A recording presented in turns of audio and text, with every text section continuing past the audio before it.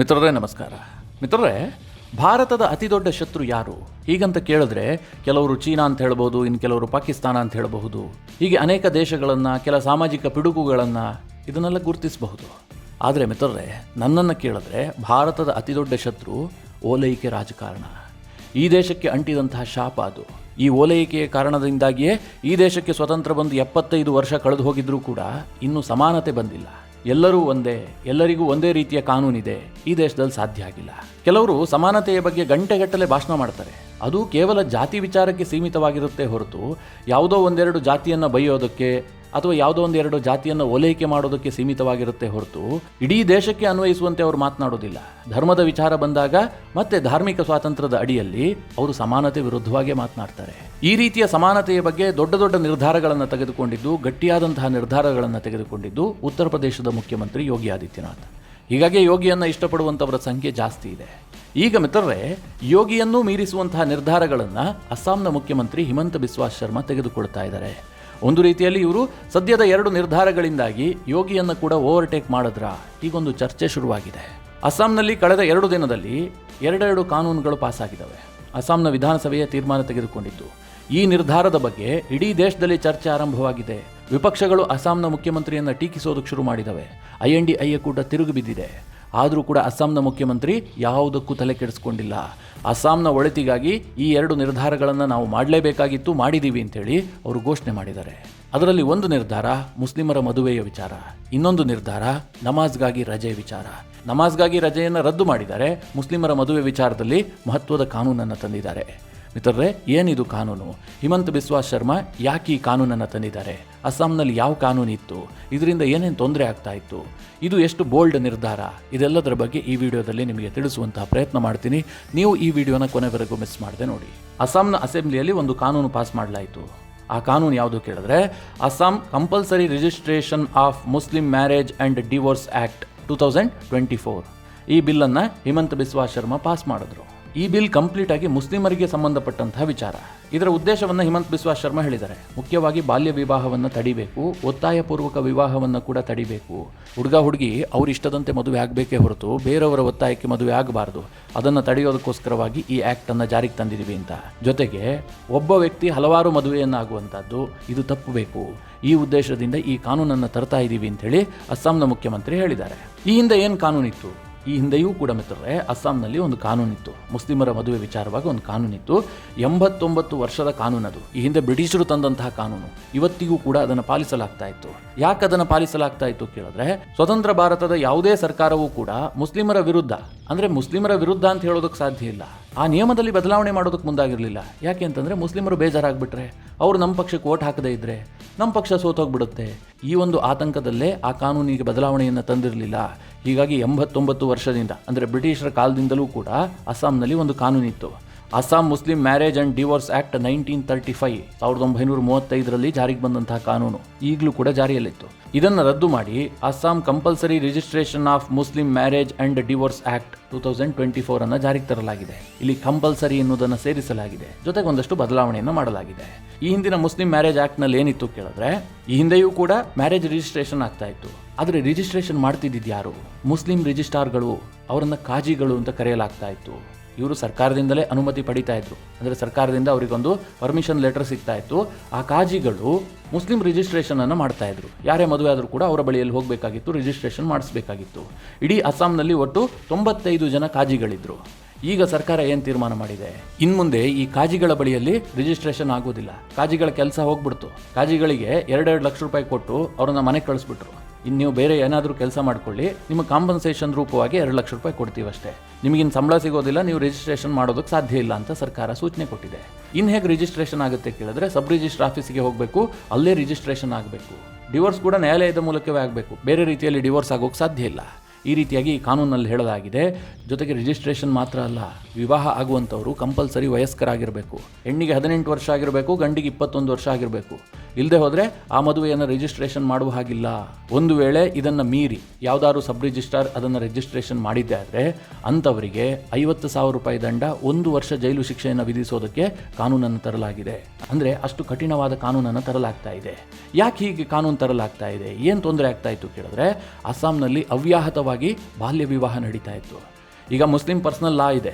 Muslim personal law ಪ್ರಕಾರ ಏನಾಗುತ್ತೆ, ನೀವು ಬಾಲ್ಯ ವಿವಾಹವನ್ನು ಕೂಡ ಮಾಡಬಹುದು. ಹೆಣ್ಣಿಗೆ 18 ವರ್ಷ ಆಗಿರಬೇಕು ಅಂತ ನಿಬಂಧನೆ ಇಲ್ಲ, ಅದರೊಳಗೂ ಕೂಡ ಮದುವೆ ಮಾಡಬಹುದು. ಹೀಗಾಗಿ ಅಸ್ಸಾಂನಲ್ಲಿ ಅವ್ಯಾಹತವಾಗಿ ಬಾಲ್ಯ ವಿವಾಹ ನಡೀತಾ ಇತ್ತು. 16 ವರ್ಷಕ್ಕೆ 15 ವರ್ಷಕ್ಕೆ ಮದುವೆ ನಡೀತಾ ಇತ್ತು. ಈಗ ಅದನ್ನು ತಡೆಯೋದಕ್ಕೋಸ್ಕರವಾಗಿ ಈ ಕಾನೂನು ತಂದಿದ್ದು. ಅಸ್ಸಾಂನ ಮುಖ್ಯಮಂತ್ರಿ ಹೇಳ್ತಾರೆ, ಕಳೆದ 1 ವರ್ಷದ ಅವಧಿಯಲ್ಲಿ 4,000 ಜನರನ್ನು ಬಂಧಿಸಲಾಗಿದೆ ಬಾಲ್ಯ ವಿವಾಹ ಕೇಸ್ನಲ್ಲಿ. ಅವರೆಲ್ಲರೂ ಕೂಡ ಫೋರ್ಸಿಬಲಿ ಬಾಲ್ಯ ವಿವಾಹ ಮಾಡ್ತಾ ಇದ್ರು. ಹೀಗಾಗಿ 4,000 ಮಂದಿಯ ಮೇಲೆ ಪೋಕ್ಸೋ ಕೇಸ್ ಹಾಕಿದ್ದೀವಿ ನಾವು ಅಂತ. ಅಂದರೆ ಅಷ್ಟು ಗಂಭೀರ ಸ್ವರೂಪವಾಗಿದೆ ಅಂತ. ಜೊತೆಗೆ 2026 ವೇಳೆಗೆ ಅಸ್ಸಾಂನಲ್ಲಿ ಒಂದೇ ಒಂದು ಬಾಲ್ಯ ವಿವಾಹ ಕೂಡ ನಡೀಬಾರದು. ಅಷ್ಟರ ಮಟ್ಟಿಗೆ ನಾವು ಕಾನೂನನ್ನು ಗ್ರೌಂಡ್ ಲೆವೆಲ್ವರೆಗೂ ತೆಗೆದುಕೊಂಡು ಹೋಗ್ತೀವಿ, ಆ ವಿಶ್ವಾಸ ನಮಗಿದೆ ಅಂತೇಳಿ ಅಸ್ಸಾಂನ ಮುಖ್ಯಮಂತ್ರಿ ಹೇಳಿದ್ದಾರೆ. ಮಿತ್ರರೇ, ಇದನ್ನು ನೋಡಿದಾಗ ಏನನ್ಸುತ್ತೆ, ಅಸ್ಸಾಂನಲ್ಲೂ ಕೂಡ ಶೀಘ್ರದಲ್ಲೇ UCC ಜಾರಿಗೆ ಬರುತ್ತೆ, ಅಂದರೆ ಯೂನಿಫಾರ್ಮ್ ಸಿವಿಲ್ ಕೋಡ್ ಜಾರಿಗೆ ಬರುತ್ತೆ.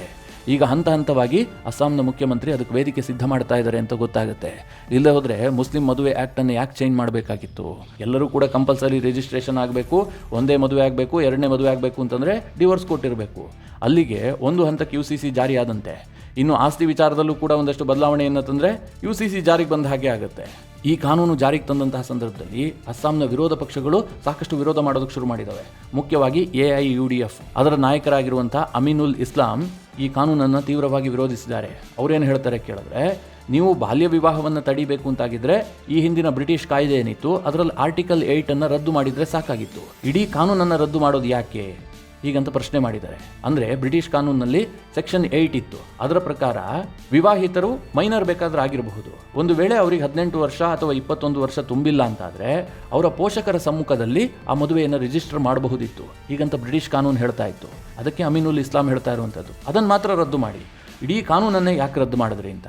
ಇದಕ್ಕೆ ಪ್ರತಿಯಾಗಿ ಅಸ್ಸಾಂನ ಮುಖ್ಯಮಂತ್ರಿ ಏನು ಹೇಳಿದ್ರು ಕೇಳಿದ್ರೆ, ನಮಗೆ ಕಾನೂನನ್ನು ರದ್ದು ಮಾಡುವ ಉದ್ದೇಶ ಇದ್ದಿದ್ದೇ ಕಾಜಿಗಳನ್ನು ಮನೆ ಕಳಿಸ್ಬೇಕು ಅಂತ. ಕಾಜಿಗಳಿಂದ ನಮಗೆ ರಿಜಿಸ್ಟ್ರೇಷನ್ ಬೇಕಾಗಿಲ್ಲ.